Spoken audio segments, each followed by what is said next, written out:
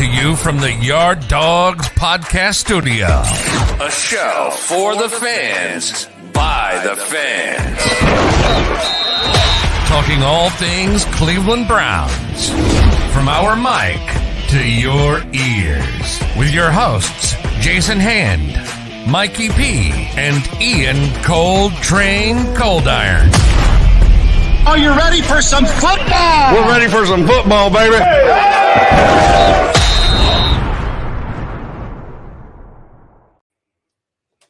Yes, you are now in the yard. Welcome to the Yard Dawgs Podcast, a show for the fans, by the fans. This is season 3, episode 117. Almost season 4. We're like a couple weeks away from that. I'm your host, Jason Hand. The Yard Dawgs Podcast is brought to you by Network 216. To check out all of our Ohio sports content, subscribe to our Network 216 YouTube channel. Coltrane's going to talk about our YouTube channel a little bit, but we just passed 1,000 subscribers, boys. Welcome to the show, Mikey P and Coltrane. What's going on, fellas? What up? We're going good, man. I got it's what is it, Tuesday? I don't know, man. The days run together. Joe Biden was here today, and it took me 3 hours to get home. Hey, I had to pee for the last 2 hours. I finally got home and was like, it's like so uncomfortable. All right, so Coltrane, you're not in this city, all right? So Mikey P and I, we're in Virginia Beach. What kind of emotions go on, dude, when it's like bumper-to-bumper traffic and that's all you want to do is just get to where you want to go? What's going on emotion-wise with drivers? You asking me? I'm asking you. What, in Virginia Beach? No, Just emotionally, like what's going on with drivers, man, when they're stuck in traffic? You know, you've been in traffic jams, getting out of first. Yeah. I mean, you're getting frustrated, man, because you just want to, like, dude. The worst experience I ever had was me and my wife got stuck in one of those, where it's like cheap garages downtown, and it's like $20, and most of them are like 45. You're like, oh, what a deal! And then you get stuck in there for like 2.5 hours, and there's absolutely nowhere to go. And then you get to the freaking gate, and it turns out it was just some one or two people that couldn't figure out how to just swipe your card and go, and that was like the whole delay. But yeah, no, traffic jams are the worst, dude. I feel it, man. And you're saying 3 hours, Mikey? Let's be real. Let's have a serious convo. You didn't have a receptacle, a Gatorade bottle, or I'll be honest with you. In time of need, desperate need, dude, I'll look for it. I'll even grab a Sprite. Bottle open that, or just, kind of finger open that top. I'm just saying, dude, I've been in situations where it was either that or, it would have exploded. Okay. It would have been that my 5-year-old been in the back seat. Oh, yeah, that's a whole different situation, dude. That's a whole different situation.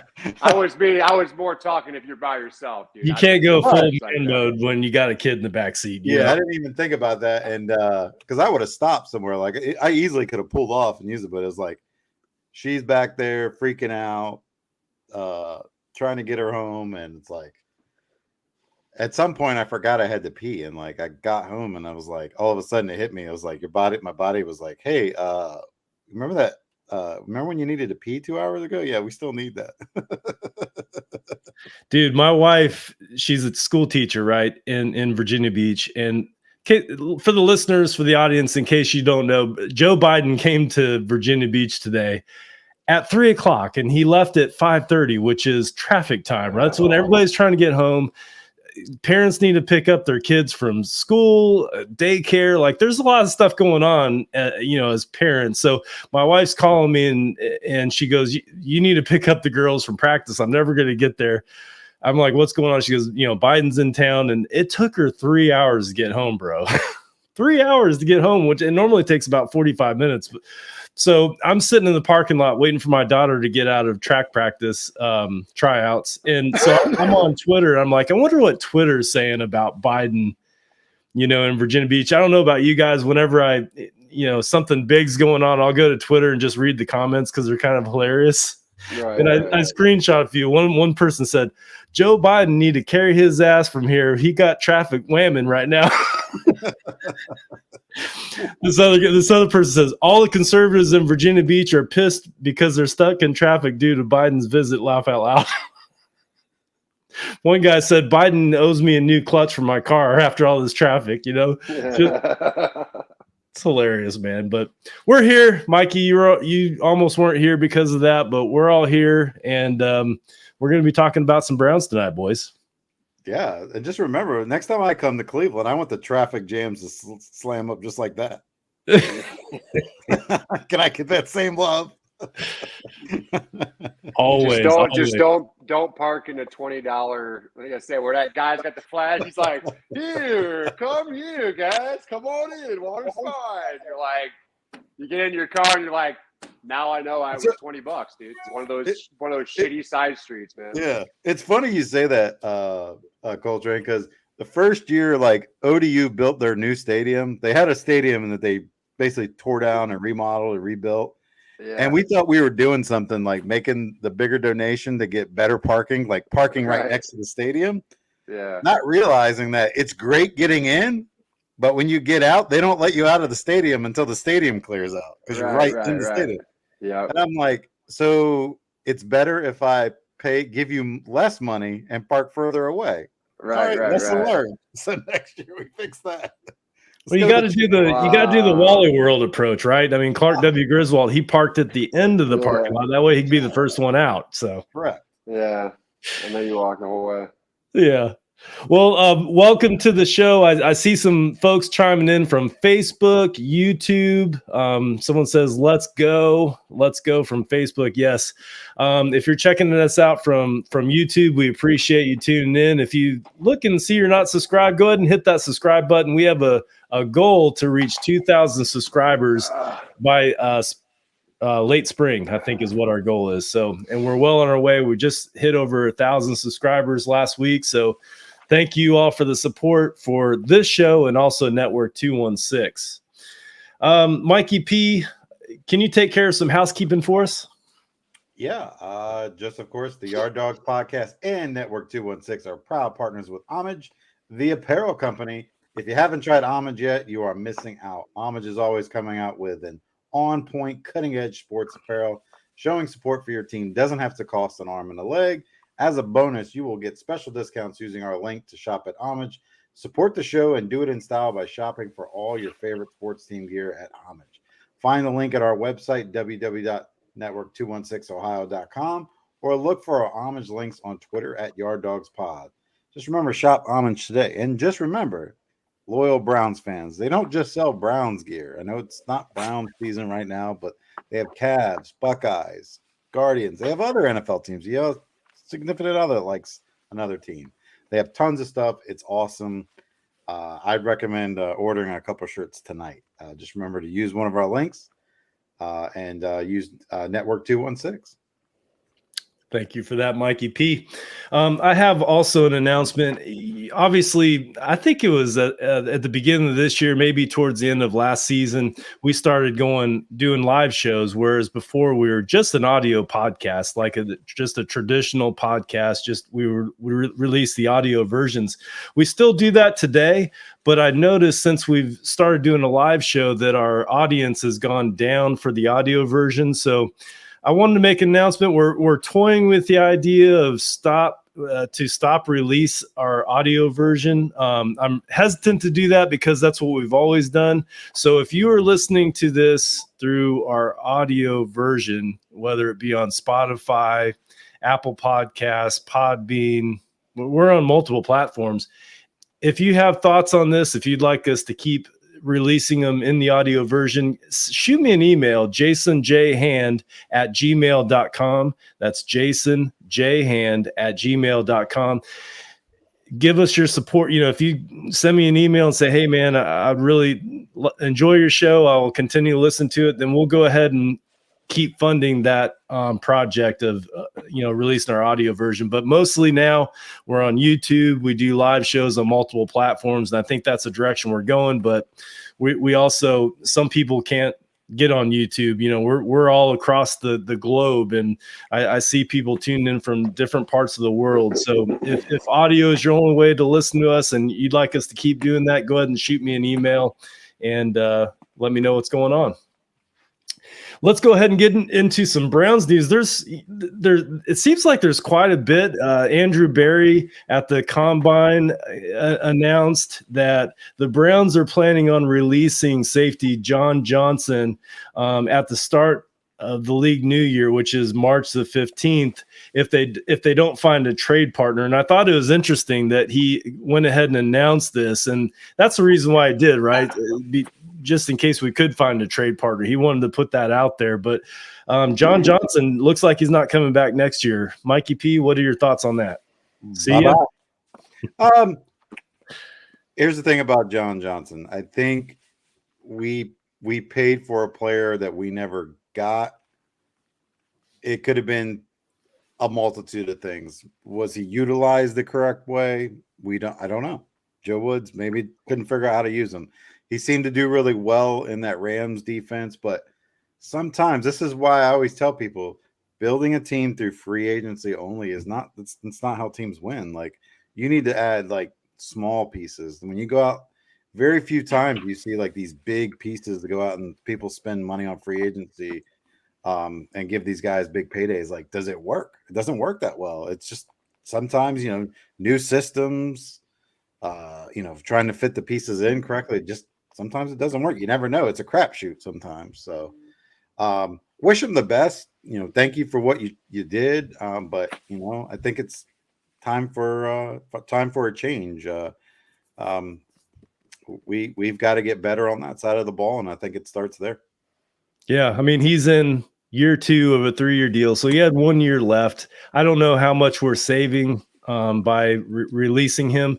As to why it didn't work, was it a couple? Was it Joe Woods? Was it John Johnson? You had said before, Mikey P, that a good coach will coach to the player's strengths and not to his scheme. You know what I mean? So maybe he wasn't utilized right, but for whatever reason, it just didn't work here in Cleveland. But maybe it'll work in the next place. I think big part of the problem is we brought him in to play the free safety role, and he, like Grant Delpit, does better playing that strong safety slot. They're both kind of in the box players. They kind of excel at that role. And I just think we were asking him to do something maybe he wasn't quite comfortable with. It's almost like sometimes you try to squeeze a round peg in a square peg in a round hole. It just doesn't work sometimes. Yeah. So Coltrane, John Johnson is gone, buddy. You think that's why Coltrane? You think that's why Andrew Berry announced it? At the scouting combine, is because he's telling other GMs out there, "Hey, you want to make a trade?" Not that we would get a lot for him, right? But at least we would get something.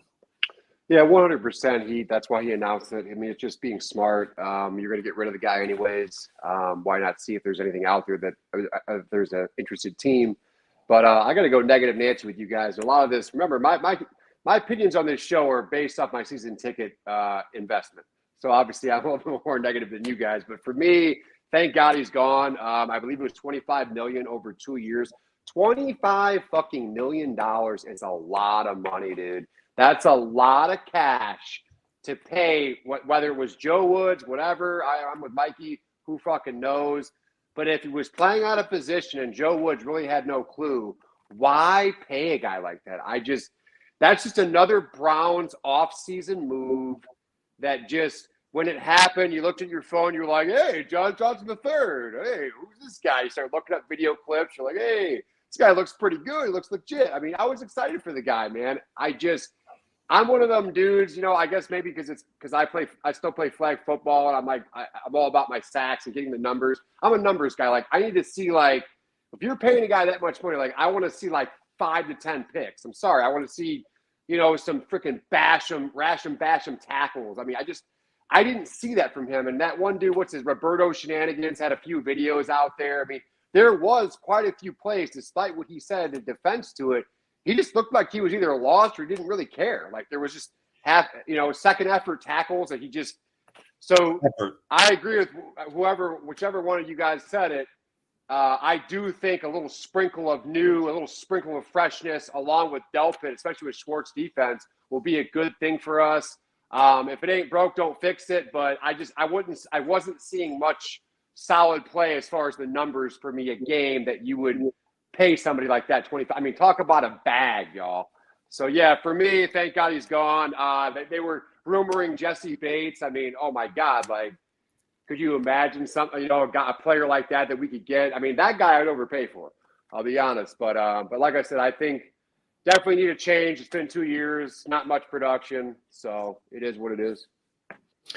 All right, so we just had a comment from Mick T. He and this has been in the news. It was reported that the Browns, Jimmy Haslam is wanting a new stadium. I don't think anything's been confirmed yet, but that rumor is floating out there. And obviously, when you think of a new stadium, fans automatically think, "Oh man, it's got to be a retractable roof or a dome." Coltrane, I know you just spoke, but I'm gonna bounce this back to you because you are a season ticket holder. You might have your finger, on the pulse a little bit more than Mikey P and myself, being that you're there 8-9 games a year. What are your thoughts, man? I mean, would you be all on board with a dome, retractable roof, or just keep it the same? Dude, I've been hearing, horror stories that, like, obviously the price will be through the roof. It'd probably be similar to like an Oakland Raiders type tickets. And man, I don't care. I charge these tickets anyways. Charge as you go and then pay back when you can. So for me, dude, I just go back to all these years I've been going to games with my wife, whether it be with my dad. Dude, here's the thing. Back in the day, it used to be a home field advantage. We were like, yeah, we're the Browns. We were known for that shit. And it's like, we were a ground and pound team. Like, in the snow, it was to our advantage. I don't believe in any of that shit anymore in today's game of football. I'm sorry. I think we're at an era now, like, as long as you got a Deshaun Watson or a Pat Mahomes or somebody like that in your team, I think they would prefer a turf or a dome type stadium. Like, at the end of the day, like, if I saw us dominating, even this year where there was a couple snow games we had, if I saw us like dominating the New Orleans game, for example, I went, it was a dud. You'd think like, oh, we're just going to run Nick Chubb all day, run it down their throats. Like, this is what Cleveland's known for, baby. Like, I know those sayings are out there, but for me, even though it would cost me a ticket, dude, I'm sick of getting rained on. I'm sick of getting snowed on. I know, like, this is going to piss off the people, the old school guys, like, oh, this is football. But for me, I'm sorry, guys. I'm 36 years old. I got a young daughter. She's about to, we're about to get her a ticket too in a couple years when she's old enough to go to the games. Like, I don't want to deal with the rain. I don't want to deal with it. So I just want to enjoy my game in peace, man. So I would love a dome, but that's just my spin on it. I agree. Yeah. I think long term, you have to have more. The city also needs it because there's so many things you can do if you put a retractable roof or a dome on your stadium. At that point, you're talking about, now you're bidding on the Big Ten championship game every year. You're bidding on a possible bowl game. You could be added as a bowl game. You can bid on now the Super Bowl. You're talking about women's. A lot of people forget, the Gund Arena back in the day, like, held a women's Final Four. Now you're talking about men's Final Four potentially at your indoor stadium. Mm-hmm. So many revenue opportunities, and that's the name of the game. Like, at the end of the day, sports is sports, but these owners in these cities, like, it's about keeping the revenue stream coming in, keeping people employed. And the more of it you can have, the better it is for your city. And I know a lot of people say, like, well, the purist, and it's like that notion is long gone. Like, there is no purity of anything anymore. Like, this is what I know of many things. Like, if you fear change, like, you're just going to get left behind in the dust. Like, sometimes things are going to change for the good. Sometimes things are going to change for the bad. But overall, it would be a good change. And I think this is something we should look at embracing. Because if you look at the landscape of the NFL, free agency and the salary cap took away any of those. If you go back and look, so I was looking at a card set of the Cleveland Browns from like 86 to 89. The roster didn't change very much at all. If you look at a card set from 2022 to 2020, the roster is like 1/4 of that team is even left. And that's 2 years. The turnover is so frequent in today's game. Like, there is no more like this team's been together for 6 years. They have, they're built to play in the snow. I mean, do you guys remember last year in the playoffs? Jimmy Garoppolo and the San Francisco 49ers went to Green Bay. It was cold and snowing, and they punked Green Bay in Lambeau Field. A team from San Francisco did that with Jimmy Garoppolo. Like, I just think, it's changing. And we need to change. You guys have both hit on this. Coltrane, you said it in your opening statement about domes. The league is changing. Like, players are faster. Even the quarterback position. There's no longer are there quarterbacks that are just statues back there and just pick you apart. We now have mobile quarterbacks. We just saw Jalen Hurts in the Super Bowl. Patrick Mahomes, even though he's been hurt, he's mobile. Like, Deshaun Watson, our quarterback, that we've signed, we're going to have him for many years. He's mobile. You're definitely going to get an advantage if you can play 8 to 9 home games in a dome in Cleveland. Our stadium is loud right now. Could you imagine if you can trap that noise in a dome, how crazy sick that would be? That would be insane, man. And then to your point, Mikey P, I agree. It's going to attract, other events. Brian said potential lingerie football league coming back, maybe at the dome. There you go. I mean, it's got to attract free agents. Like, a lot of people, like, I'm sorry, but when Green Bay, if you look at Green Bay's situation, they talk about how Aaron Rodgers really hasn't been able to pair with any big free agents. Do you think free agents are really dying? Here's my scenario. If the Chargers, who play in this beautiful stadium in Los Angeles, California, are offering me $20 million and Green Bay is offering me $20 million, I'm probably going to go to California. It's just, it is what it is. Like, and I'm going to play inside. And my career will probably be longer for that.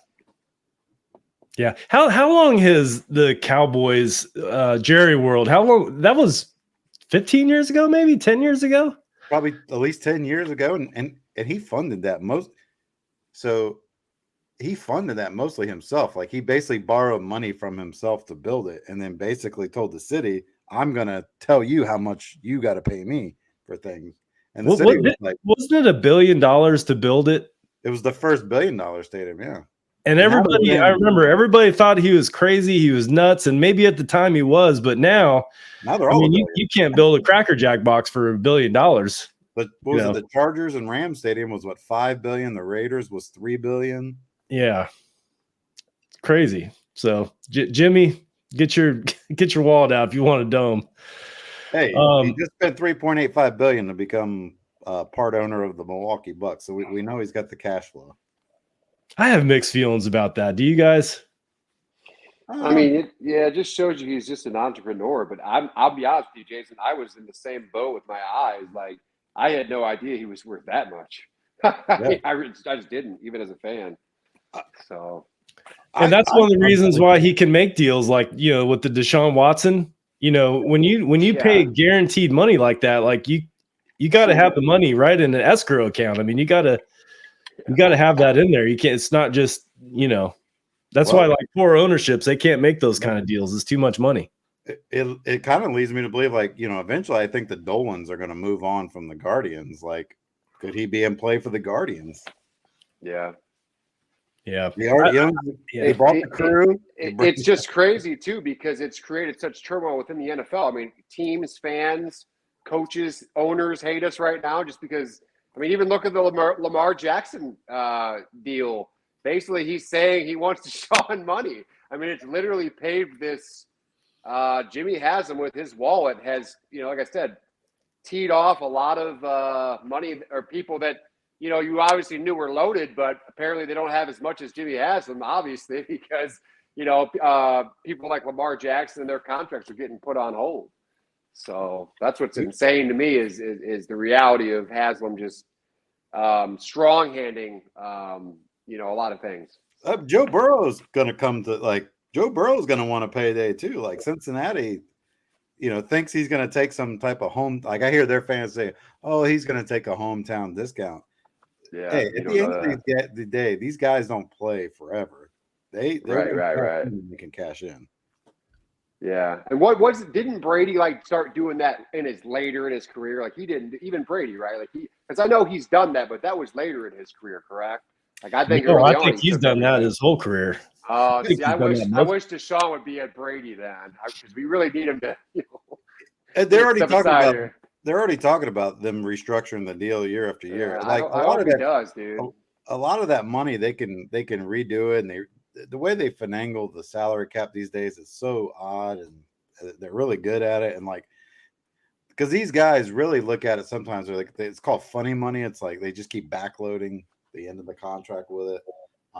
But then you get these like bonuses and advances and stuff like that where you get more money. So, I mean, Deshaun wants to win too. Like he knows that. So he's not going to be afraid to restructure the contract if they're going to spend the money. The difference where him and Houston butted heads was, they wanted him to take a lesser deal, but then they were trading away good players for peanuts.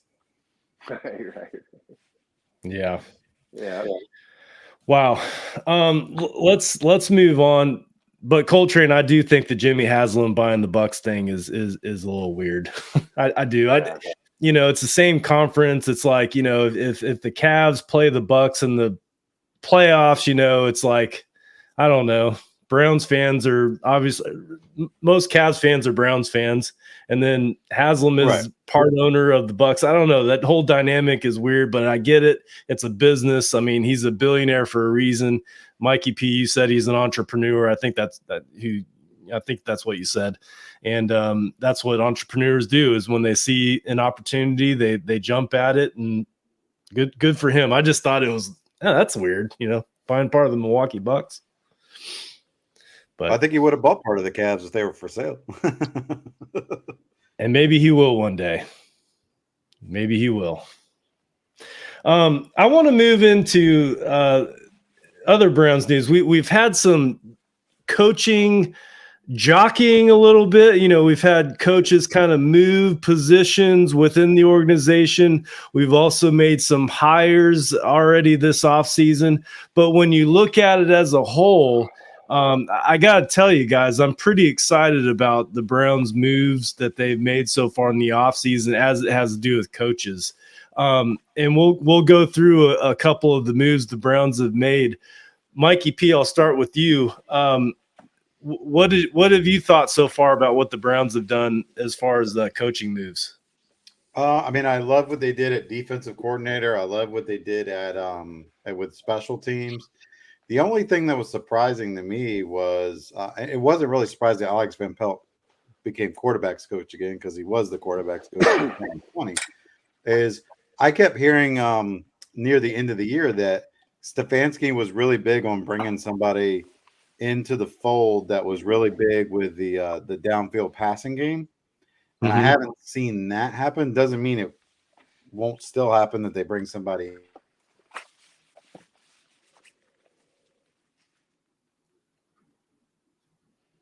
You freeze up? Yeah.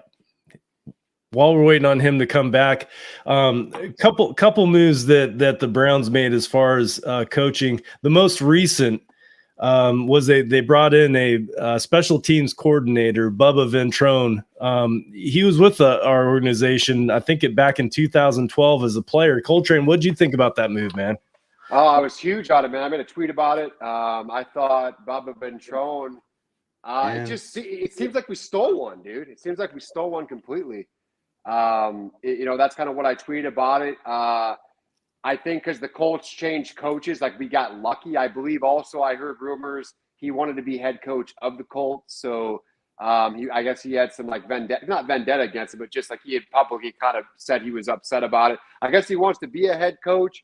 Let's just be real, guys. This last 4 years, he had top 5 success of special teams. You guys know on this show, I religiously ripped Poofer week in, week out. Like I never thought he was any good. So for them to change special team coaches didn't surprise me. The timing was odd.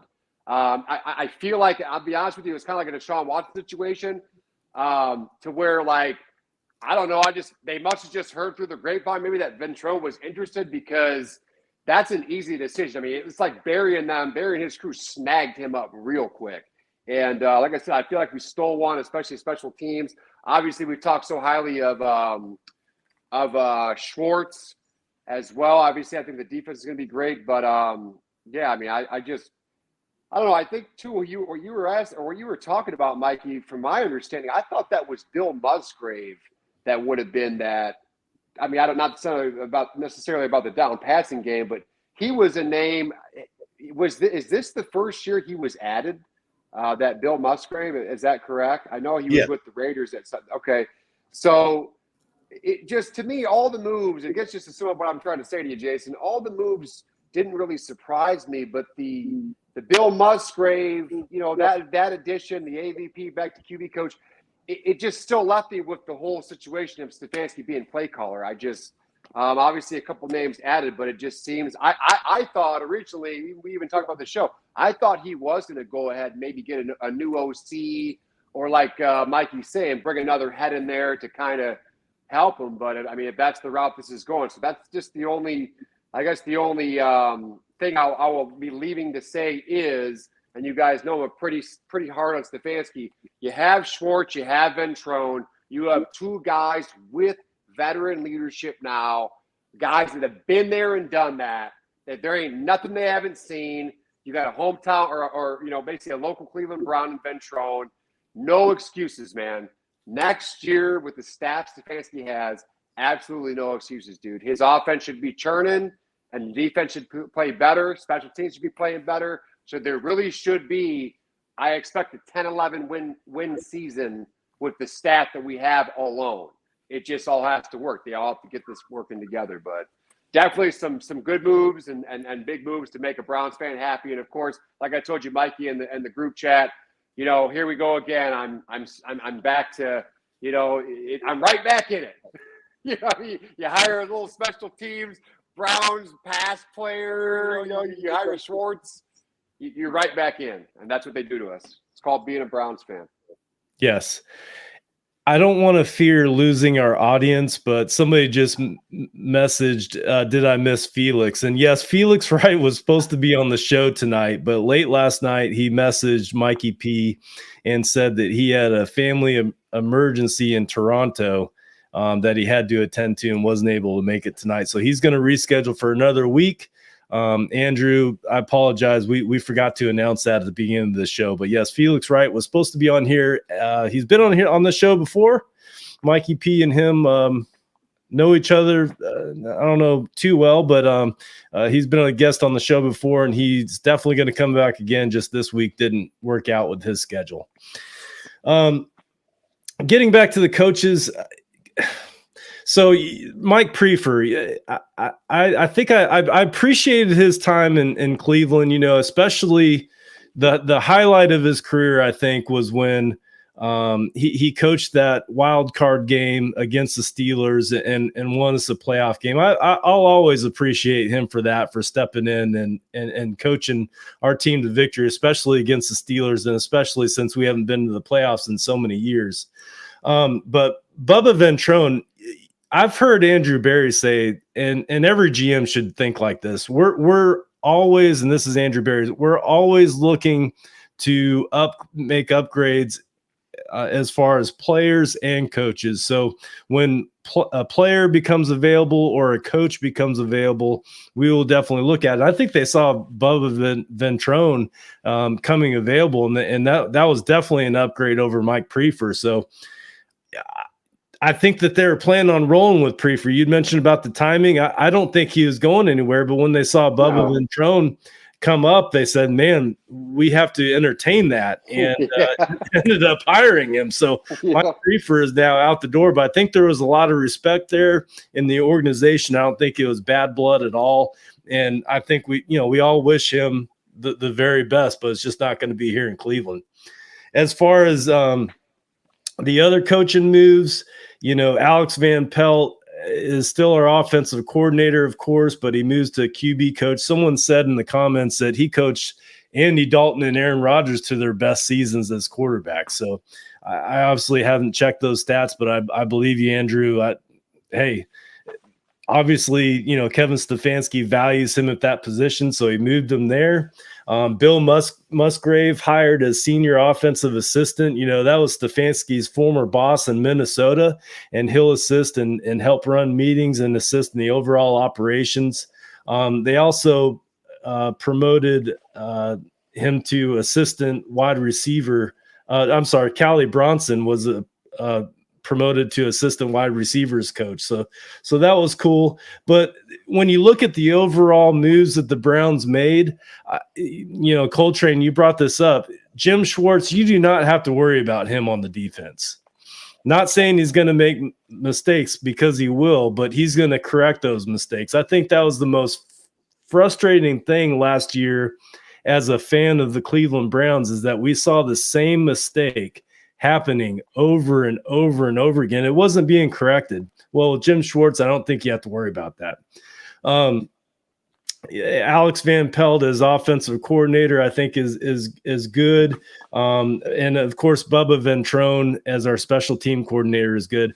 What I like about all these moves is this is going to enable Kevin Stefanski to, of course, he's the head football coach. He has to look at all three areas of the football team, but this is really going to allow him to focus on the offense.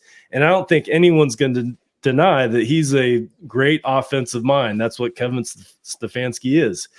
With Jacoby Brissett, he was the top 10 quarterback last year. Amazing. He's basically a journeyman quarterback, and in the Stefanski offense, he got to where he was a top 10 quarterback. We saw Baker Mayfield, a couple of years ago. I don't know what rank he was in the NFL, but he had a good year, and now he's looking for a job. So can you credit Kevin Stefanski with that? Maybe so. Now with Deshaun Watson, can we only imagine with Kevin Stefanski, he no longer has to, he has to worry about it all because he's a football coach, but he can entrust Jim Schwartz and Bubba Ventrone to do their job and to make sure their guys are ready and the scheme's right and the meetings are good and they have solid game plans. Well, now Kevin Stefanski can run the offense like he's good at doing. So I like the way the Browns are set up. Of course, this is the offseason. It all looks good on paper, but it's got to come together when they kick off in September. But I do like the direction that they're going with the coaching staff. And they know it's playoffs or bust this year. Yeah. I told my buddy it was a knock it out of the park coaching carousel this season. They knocked it out of the park. A+ hires. But like you said, Jason, that's the main thing here is, please, y'all, on paper, we look like Super Bowl contenders. But we gotta put this on the field. And like I said, guys, I think we're all, us as fans, we got to be positive. I think we're all in for a treat with Ventrone and Schwartz at the helm. I think we'll see stuff that we've really wanted to see with these past coordinators that we haven't seen. Maybe a few games change the defense's way to where we win because of our defense, or we win games because of Cade York's leg. But I'll just end with this. With Prefer, I never saw any wild plays. I always thought he was a mid coach, and I felt like our kicker had regressed this season. And to me, that's all underneath him. At the end of the day, somebody has to go. Somebody has to get the axe. And I think that it didn't take them long, like you were talking about, Mikey, with the easy fix of replacing him with Ventrone. It was all out there on plain as day. Easy upgrade for me, but like I said, it was a rough couple years to see Prefer coach here. But I'm happy he's gone. And like I said, in with the new man. I think we're all going to be in for a real treat this season. I really do with the coaching we got. And Mitchell Metz mentioned in a previous comment, will Cribbs make the coaching squad? I heard interviews with Cribbs, like he wants to be a coach in the NFL. Like that's a passion of his. He was a tremendous player as a player, but he can't play football anymore, but his passion's still with the NFL. Guys, would it make sense? Obviously, we would want to see him here in Cleveland. Would it make sense for Bubba Ventrone to bring him in as a position coach underneath special teams? Mikey? I don't know. I mean, he has coached a little bit in the NFL. It didn't last long, but he has coached, and that is a passion of his. And I'm not saying he's ready to be a special teams coordinator or anything like that, but could he find a spot on, as a special teams coach, in the special teams? I mean, I think they could bring him in as a special assistant. It always has to work out because in the NFL, it's big on relationships too. Like, I don't know what Ventrone and Cribbs' relationship, because obviously I think they played together at one point too. Yeah, they did. If they have a good working relationship and Ventrone feels that Cribbs brings something to the table, I definitely think it could happen. I know he's been brought in here before as a special assistant before, and done some stuff in like training camp. So I think that the options on the table. I would love to see some of these Browns coaches bring in more former players. I like how they've brought in Joe Thomas over the last couple of years, and he's worked with he's worked with Jed Wills and stuff like that. Because what it shows is, some coaches are very protective of their stuff. They don't want like outside noise. They don't want outside influence or anything like whatever they're doing. I like to see it though sometimes when people are like, hey, I'm going to coach the shit out of this guy. But if you can help, if I can bring you in and you can help coach, like if we're coaching the shit out of this guy together, like, and we can make them better. And at the end of the day, we all have the same common goal. I say go for it. Yeah. Of course, we'll have to wait and see on that. But Josh Cribbs, I sure did enjoy him as a player. And if we could one day, not saying this year, but one day get him in as a coach in whatever capacity, I'd be all for that for sure. I like him as a person. So I do too. And something to be said for our special teams. Like a lot of people said last year, DPJ was very serviceable as a returner. Ford at times was serviceable as a kick returner.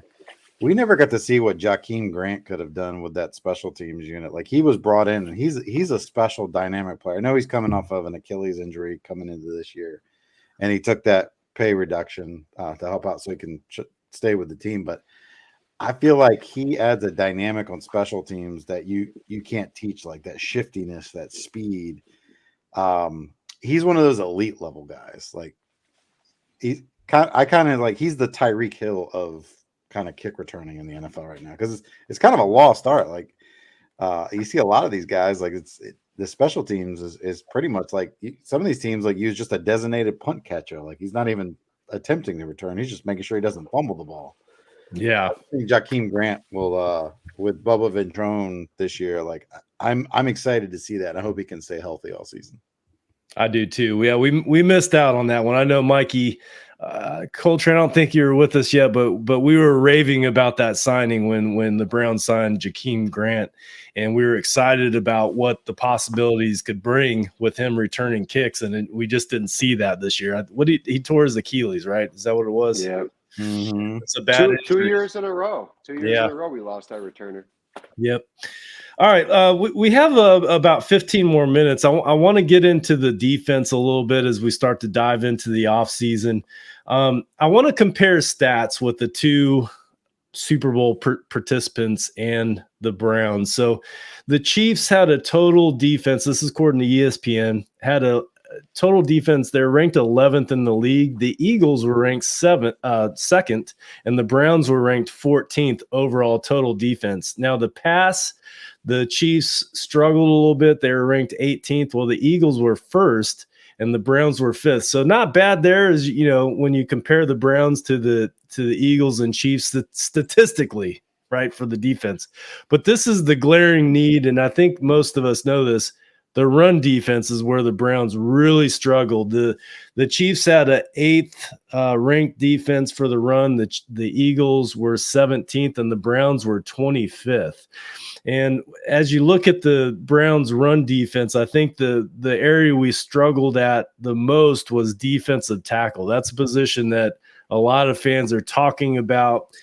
How do we address the defensive tackle position? Is it going to be in free agency? Is it going to be via trade? Is it going to be, during the draft.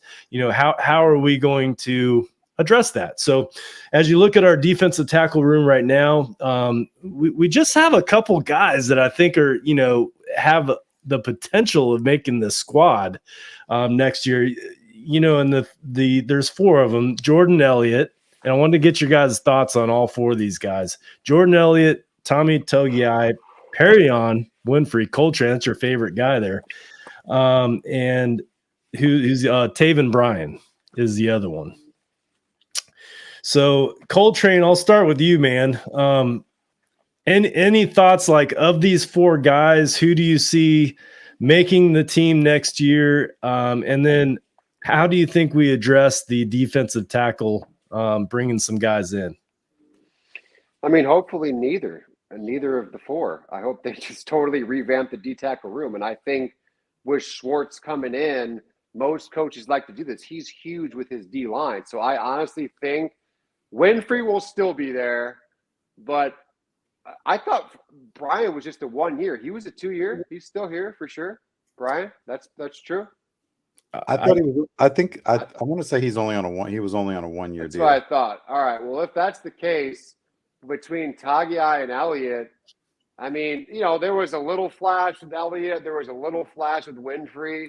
But at the end of the day, boys, if they don't address D-tackle and free agency like their first move, I'll be highly disappointed. Just because, like I said, I think the way Schwartz likes to play, he likes big D-tackles, big beef. We talked about that in the show either last week or the week before that. Looking at that roster right now, yeah, dude, it's pretty slim pickings. I think they grab a big name, whether maybe it's like a Hargrave. That's obviously the splash pick we all want from Philly.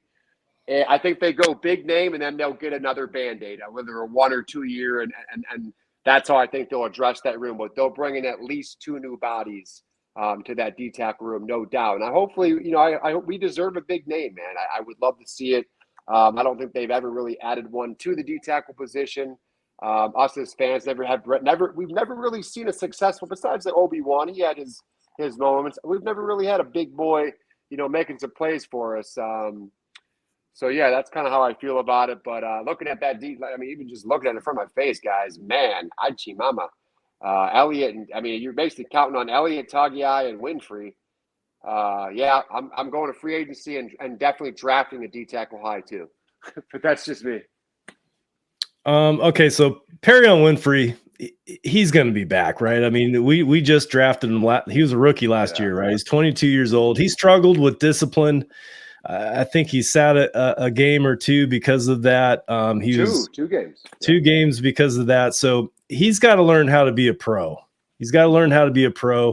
And we saw sparks, I'm not going to say we didn't. We saw sparks, especially towards the end of last year. But, he's a rookie. He's cheap. He's 22 years old. I just don't think the Browns are going to give up on him just yet. Tommy Togiai, he's also when you hear of him, it seems like he's been here for a while, but we drafted him in the 4th round in 2021. He's only 23 years old. Like, the guy's young. I can see him, as a depth player in the defensive tackle position. Jordan Elliott, I think he's gone. Taven Bryan, I didn't know he was on a 1 year deal. He's a former 1st round pick from the Jags. Maybe the Browns can, re-sign him. I don't know what the free agent market will bring for him. But as far as free agency, I want to ask you guys this. We all know how important it is in the trenches, the offensive line, the defensive line. If you could only sign one high-price free agent, which might be actually what happens, would you rather sign a Hargrave, or would you rather sign like a Jesse Bates, a safety? You can't have both. Ooh, tough, right? I like the D-tackle, man. Show me the beef. Like I said, as a fan, I've just been, I've been wanting to see just some good D-tackle play. I told you guys before, I watched the Chiefs play, the Eagles, nothing like a big boy sack, bro. And at the end of the day, Schwartz is known for a lot of his D-tackles getting double-digit sack years. So I really look forward to that position. So, yeah, that's my call. Mikey, what are you thinking there? I would say D tackle. If you're going to make one big splash, D tackle. I might even go defensive end too, but D tackle for sure. I don't think it's going to play out that way, but if you're talking about the biggest signing, but typically D tackles don't make, not too many of those $18 million a year D tackles. Aaron Donald's, Washington's about to pay Deron Payne a ton of money. So yeah, I would go defensive tackle. That's probably the biggest area of need for sure. Yeah, we said at the beginning of this segment, the Browns are ranked 25th in the league at stopping the run, and a big reason for that is the defensive tackle position. We're not good at stopping the run. I think I would go defensive tackle too. But I've read reports. Hargrave, he'll have a big asking price. I've heard that he might be in the range of 3 years, 61 million, 40 million guaranteed. That's a lot of money to pay a defensive tackle. Jim Schwartz, Coltrane, you just brought it up earlier. He likes his big defensive tackle, so I think they're going to get their guy now. Whether it be it probably is not going to be the draft, right? We don't pick till what, 42? Is that our first pick in the second round? 42. You're not going to get your big defensive tackle that way, so it's got to be free agency if you're going to get them, right? Oh no, you could definitely get one at 42. I don't think they'll go at 42. I think there's a lot of good defensive players, and I think you will probably see them go defensive tackle in free agency, and you'll probably see two brought in, and you're probably talking about that $10 to $11 million range spending on two players as opposed to spending $18 million on one player. Like a Brian Leonidas comes to mind, and then there's one other guy that I've kind of had my eye on that I've been talking about. Like, I think those are the type of you could even see a Taven Bryant being brought back. The guys I don't think will be back. I don't think you'll see Tommy Togiai back at this point. I don't think he's shown enough to earn year 3. Jordan Elliott's possible could be back for year 3 because you're still not paying him a lot. And then I think Winfrey definitely is back. I think he flashed and played much better at the end of he was actually probably one of our best defensive tackles at the end of last season. Mm-hmm. So you'll see Winfrey there, Elliott, and they could bring Brian back, but I think you'll probably see two defensive tackles coming in from, and it's not going to be the guys that people have said like Javon Hargrave or Deron Payne. Obviously, Payne was just franchise tag, but I think Hargrave is going to demand too much money at that position too, and he's trying to get that one final payday. So I don't see them paying him like $15 million a year.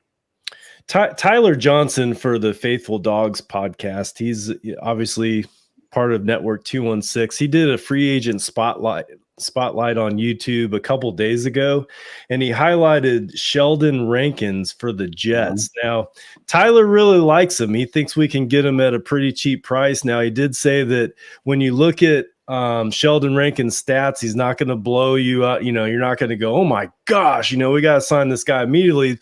But he did say that, he's a solid player. Sheldon Rankin he's solid at the defensive tackle position. He's also a former first rounder, which we know that Andrew Berry likes. So do you guys have any thoughts that maybe you don't get the Cadillac, but,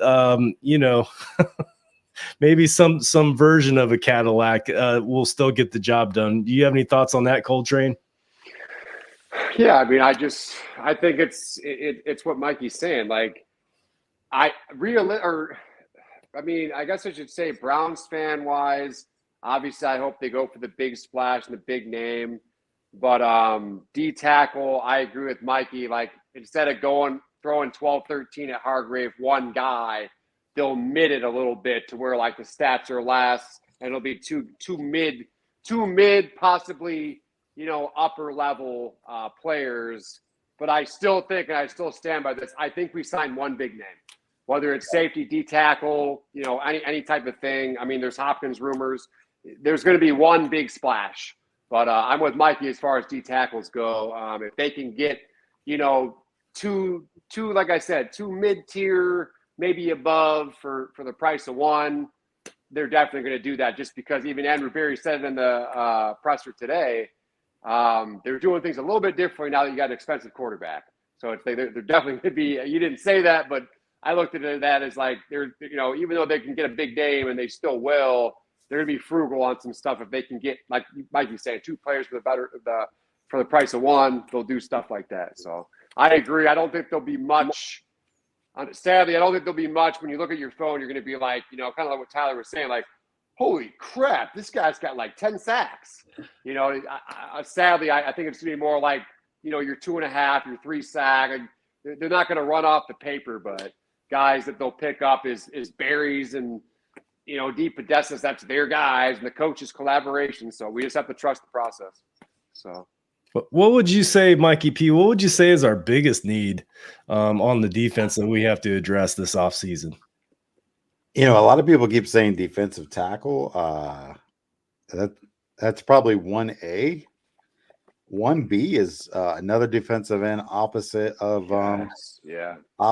Myles Garrett, and that person could be on the roster now. We have a lot of guys that played last year and flashed at times, but I still think they'll bring another defensive end to the fold. Probably not. You're not going to spend $20 million. You're not going to spend $20 million a year on a guy, obviously, but there's a lot of good players out there, and that is what was surprising last year.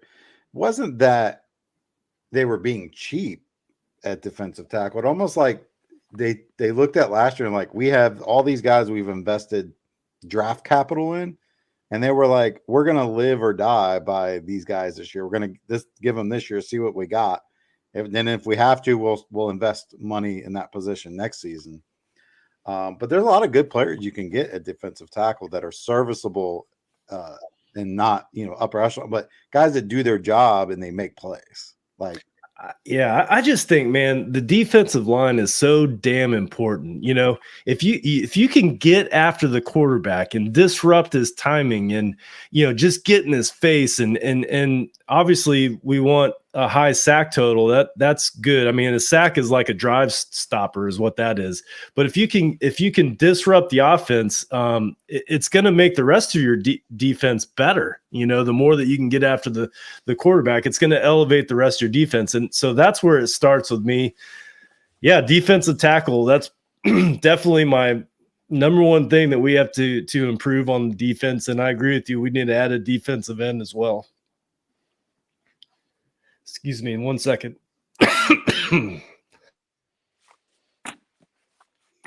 Well, Jason's coughing. Well, we got a couple minutes left in the show.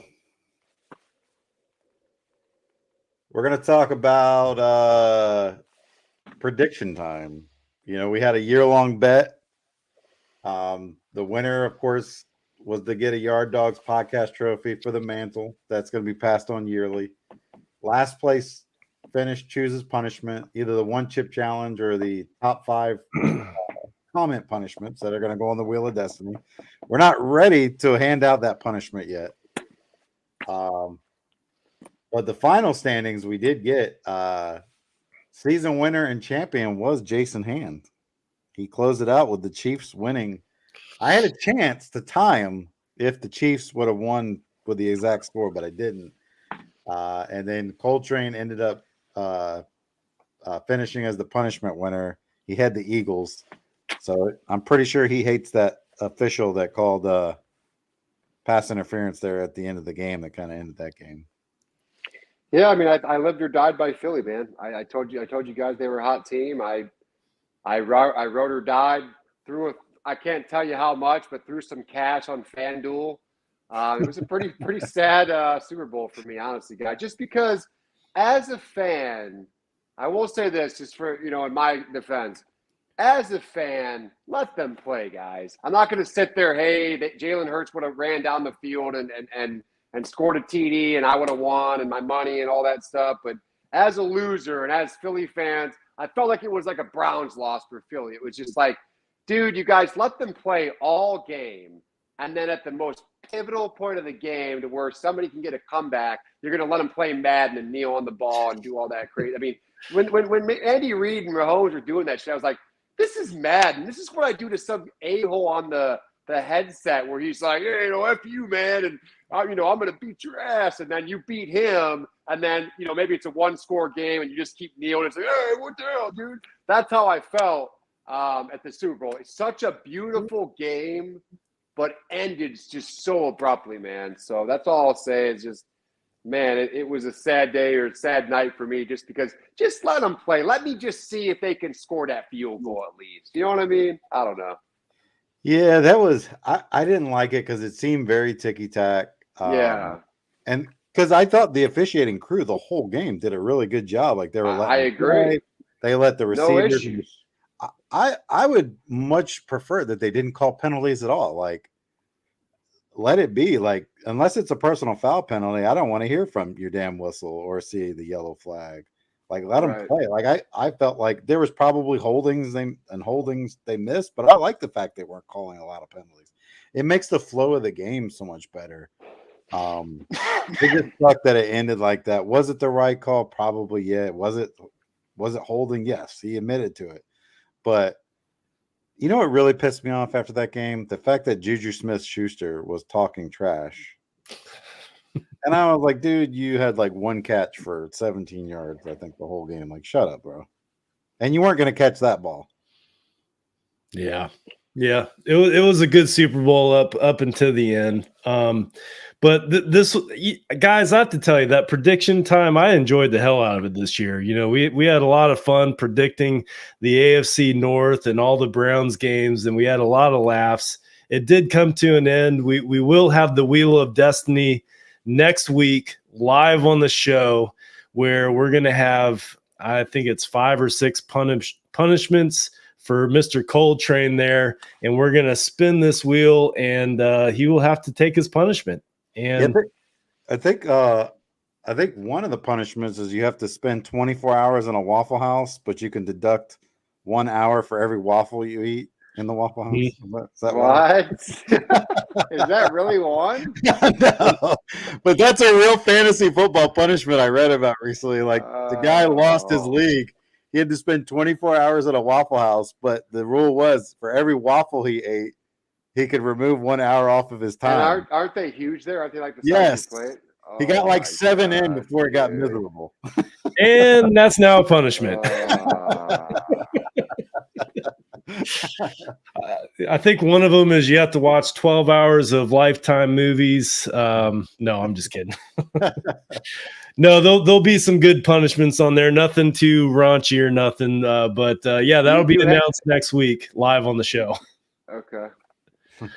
So make sure you tune in for that. But we do have to land this plane. The Barking Brown Show is coming on next on Network 216. I'm going to remind everybody, thank you for tuning in. I'm seeing all the comments from our YouTube channel. Awesome. Love to see it. If you find that you're not subscribed, please hit that subscribe button. It tremendously helps this show and Network 216 by hitting that subscribe button. It's free. You unlock rewards. You'll be eligible for drawings from our sponsor, Homage. So we'll have drawings for that, and it just helps out the show. You'll be notified anytime a new show drops, so that way you'll be sure not to miss it. But guys, thanks for tuning in. Gentlemen, Coltrane, Mikey P, I love you. I can't wait to really dig into this off season with all the moves that we're going to be making. We have free agency coming up. We have the draft after that. We have the combine, the scouting combines this weekend, right? Underwear. I call it the Underwear Olympics. Yeah, so that's this weekend. We'll probably be talking about that a little bit on next week's show. But guys, thanks for tuning in. I like to end all of our shows with the Go Browns. So Coltrane, Mikey P, if you'll join me on the count of 3. 1, 2, 3. Go Browns. Go Browns. See you next week. See you next week.